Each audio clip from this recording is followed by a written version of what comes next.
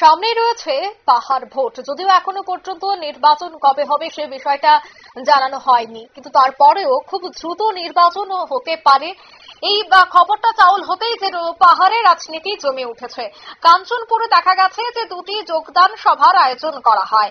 নির্বাচন ঘোষণা হওয়ার আগেই পাহাড়ে শক্তি প্রদর্শনী মরিয়া রাজ্যের বিজেপি নেতৃত্বরা।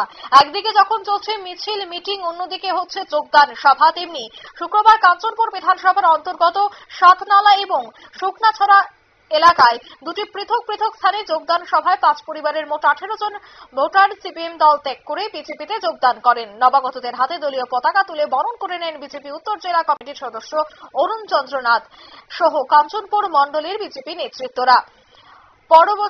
পরবর্তী সময় বক্তব্য রাখতে গিয়ে বিজেপির উত্তর জেলা কমিটির সদস্য অরুণ চন্দ্রনাথ প্রথমে নবাগতদের দলে স্বাগত জানান এবং পরবর্তী সময়ে সংগঠনকে কিভাবে আরো মজবুত করা যায় সে বিষয়ে আলোচনা করেন।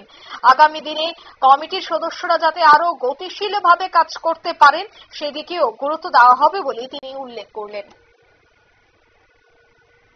নিয়ে নিচ্ছে ছোট্ট একটি বিজ্ঞাপন বিরতি, সঙ্গে থাকুন।